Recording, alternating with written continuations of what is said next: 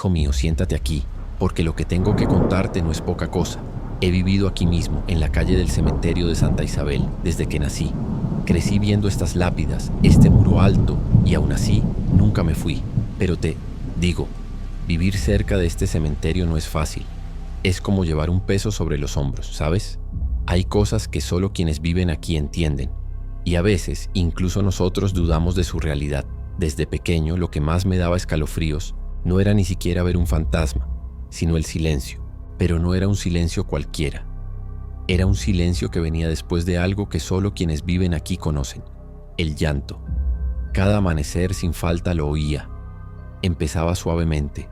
Parecía el llanto de una mujer triste, muy despacio. No era un grito, era ese llanto que te parte el corazón. Lo curioso es que cada vez que alguien intentaba ver quién era, no había nadie. Solo el cementerio allí, quieto, con los árboles meciéndose.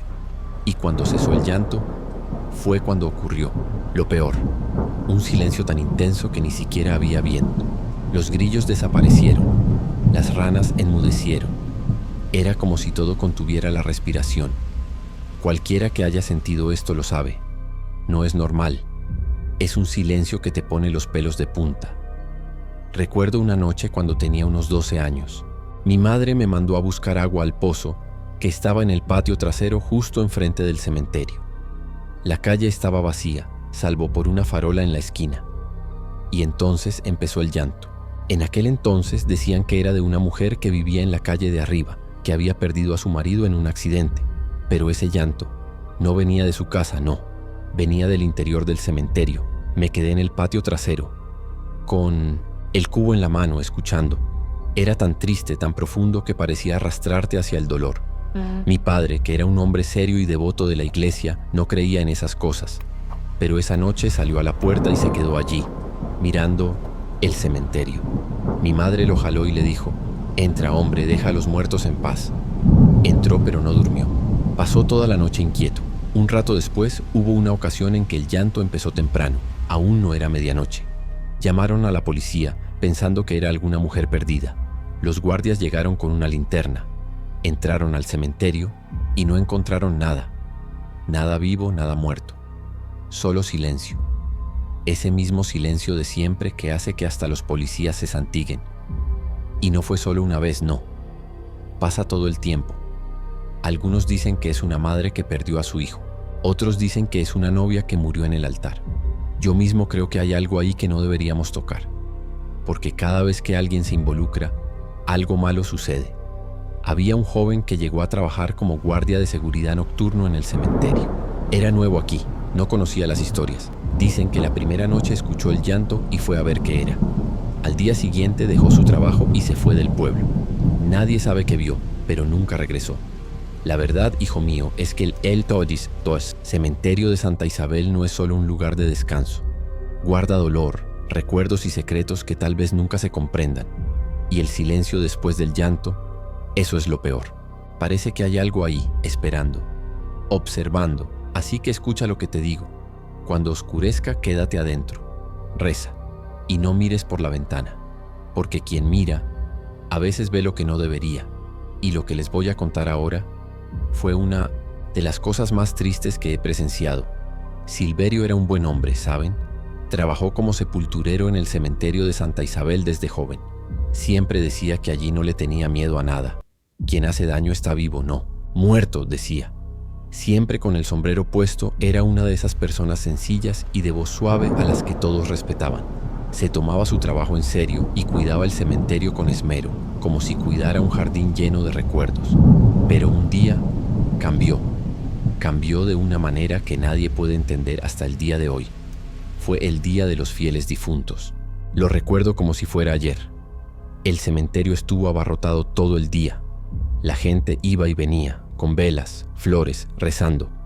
Pero cuando eran las 9 de la noche, el lugar estaba vacío. Solo quedaba Silverio, como siempre, para cerrar la puerta y hacer las últimas rondas. Resulta que unos chicos, de esos que se burlan de las cosas serias, decidieron saltar el muro. Dicen que entraron riéndose, armando un lío, como si estuvieran en un parque. Pero Silverio los oyó, y como iba muy en serio, no lo dejó pasar. Agarró la linterna y fue tras ellos, al fondo del cementerio. Esa parte donde están las tumbas más antiguas, ¿sabes? Un poco olvidada, con árboles grandes y sombra por todas partes. Después de eso, nadie sabe con certeza qué pasó. Encontraron a Silverio tirado en el suelo. Estaba despierto, pero parecía estar fuera de sí. Llamaron al médico pensando que había sido un ataque, un susto, no sé. Pero el médico no encontró nada malo. Dijo que a veces nos perdemos, que podía ser psicológico. Pero al día siguiente Silverio despertó ciego. Así de repente. Sus ojos, que antes estaban llenos de vida, ahora parecían mirar al vacío. Aburrido, desenfocado. Y no era una enfermedad, no. Ningún examen lo explicaba. ¿Y qué hay de los chicos que invadieron el cementerio esa noche? Uno desapareció sin dejar rastro. Los otros dos también se volvieron extraños. Uno enfermó y nunca más salió de casa. El otro desapareció de la ciudad sin despedirse de nadie. Y después de eso, Silverio nunca volvió a hablar. Pasó el resto de su vida en silencio, atrapado en su propia oscuridad. Solo movía las manos, como si alejara algo, intentando decir algo. Pero las palabras nunca le salían. Le preguntábamos, insistíamos, pero él solo negaba con la cabeza como diciendo, mejor déjalo estar. Hubo un día, hacia el final de su vida, que me armé de valor para volver a preguntar. Quería entender qué había pasado esa noche. Me apretó la mano con tanta fuerza como diciéndome, no toques eso. Y así se fue, sin decir nada. Él llevó el secreto. Después de eso, nadie quiso ser sepulturero allí. Santa Isabel quedó abandonada un tiempo. Solo volvió a funcionar cuando el ayuntamiento trajo gente de fuera, porque los lugareños no ponen un pie allí después del atardecer, ni por promesas ni por dinero. Aprendimos a respetar lo que no entendemos. Y lo que le pasó a Silverio es la mayor prueba de que hay cosas que es mejor dejar en silencio. Ahora, hijo mío, presta atención. Lo que te voy a contar ahora fue lo más extraño que jamás pasó por aquí. Y lo vi con mis propios ojos, que la tierra se lo va a comer. Algo que nadie puede explicar, pero que todos recuerdan. La historia del hombre de negro. Apareció de la nada, en el cementerio de Santa Isabel, y nunca se fue. Eso fue en los años 80. El cementerio ya era famoso, pero después de que Silverio se volviera famoso, todo empeoró. Nadie quería trabajar allí de noche. Durante el Leichenthal-Place, día, alguien aparecía. Pero cuando el sol empezaba a ponerse, la puerta se cerraba y el lugar quedaba abandonado a su suerte. Y fue justo en ese momento cuando apareció. Era una noche cálida, de esas en las que el aire parece pesado. Estaba sentado en la acera, justo enfrente del cementerio, fumando un cigarrillo para ahuyentar a los mosquitos. Fue entonces cuando vi la figura, un hombre alto y delgado, vestido de negro de pies a cabeza. Estaba apoyado contra la puerta del cementerio, como si estuviera esperando algo. Me pareció extraño en ese momento, ¿sabes? Pero pensé que quizá era alguien perdido o un familiar que había decidido visitar la tumba de un ser querido. Pero algo andaba mal. Estaba quieto, inmóvil, como una estatua. Me quedé allí un rato observándolo, pensando que en algún momento saldría, pero no lo hizo. Cuando dio la medianoche, el reloj de la iglesia dio la hora. Y te lo juro, el hombre abrió la verja y entró. Pero hay un detalle, la verja estaba cerrada. Conserje siempre la cerraba con candado al final de la tarde, como siempre. ¿Cómo la abrió? No lo sé, solo sé que entró, como si no hubiera candado. Al día siguiente todo el barrio hablaba de ello. Algunos juraban haber visto al hombre paseando por el cementerio de madrugada. Otros decían haber oído pasos fuertes en la calle, pero nadie sabía quién era ni de dónde venía. Y así empezó todo. El hombre de negro se convirtió en una presencia constante. Cada noche a la misma hora aparecía. Caminaba entre las tumbas o se quedaba quieto contemplando una lápida. Siempre solo, siempre en silencio. Intentaron hablar con él, pero nunca respondió. Ni una palabra. Y lo más extraño no era de aquí. Estábamos seguros de eso. Nadie lo conocía, nadie lo había visto nunca por el pueblo, ni de día ni de noche. Un día un grupo de jóvenes decidió descubrir la verdad. Esperaron a que apareciera y fueron tras él. Llevaron linterna y coraje, pero solo regresaron asustados. Uno de ellos, Tonjo, vino a contarme más tarde. Señor Algenor, lo vimos allí, de pie frente a una tumba, cabizbajo, parecía que estaba rezando. Pero cuando nos acercamos simplemente desapareció. Le apunté con la linterna y aún así desapareció. Después de eso nadie tuvo el valor de acercarse. La situación se volvió tan extraña que incluso el ayuntamiento decidió intervenir. Vinieron la policía, el sacerdote, gente del ayuntamiento. Registraron el cementerio, preguntaron a los vecinos, pero no encontraron nada. El hombre de negro seguía allí, firme y misterioso, noche tras noche. Entonces llegó el episodio más aterrador. El nuevo sepulturero, Elías, un joven valiente, dijo que dormiría allí una noche para demostrar que todo era un invento popular. Tomó un colchón, una lámpara y se encerró en el cementerio. Al día siguiente, nadie encontró a Elías. Fueron a buscar. Encontraron el colchón tirado, la lámpara rota en el suelo, pero no había rastro de él. Desapareció como si nunca hubiera existido. Y el hombre de negro seguía allí, apareciendo igual, como si nada hubiera pasado. Nadie podía entenderlo. ¿Era un espíritu? ¿Un alma atormentada? ¿Un penitente? ¿O simplemente alguien que ya no estaba en este mundo? Hasta el día de hoy, nadie tiene una respuesta. Solo sé una cosa: el cementerio de Santa Isabel nunca volvió a ser el mismo. Y si alguna vez pasas por allí, de noche, créeme, él estará allí, entre las sombras, observándote en silencio. Ahora, hijo mío, lo que te voy a contar me sigue conmoviendo. Si las otras historias ya eran aterradoras, esta estremeció el corazón de todos en la calle. Ese es el caso de la mujer de blanco. Empezó a aparecer después de que el hombre de negro se convirtiera en parte del paisaje nocturno del cementerio. Parecía que después de su llegada el lugar se convirtió en una especie de portal para estas diferentes cosas.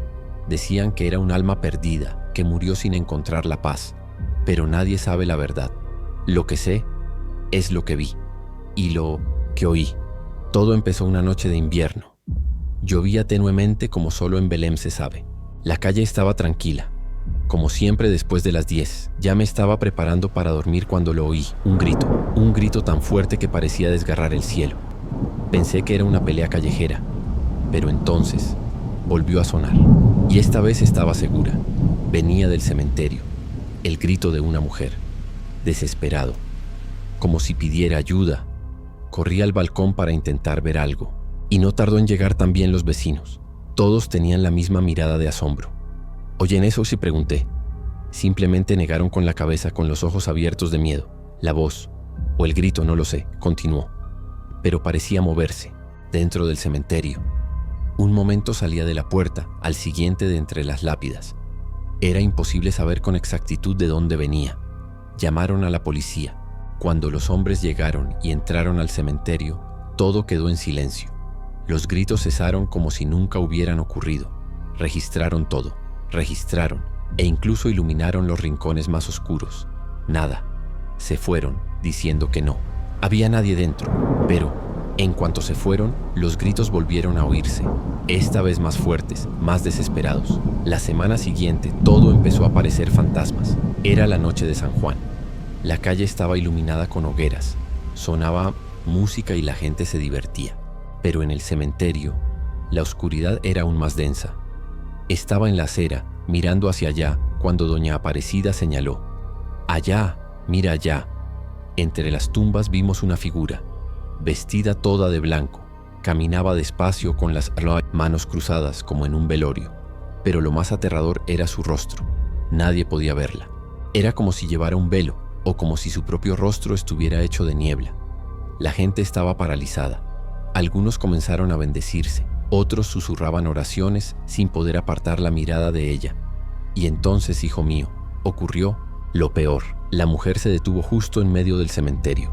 Se giró lentamente hacia la verja como si nos mirara fijamente.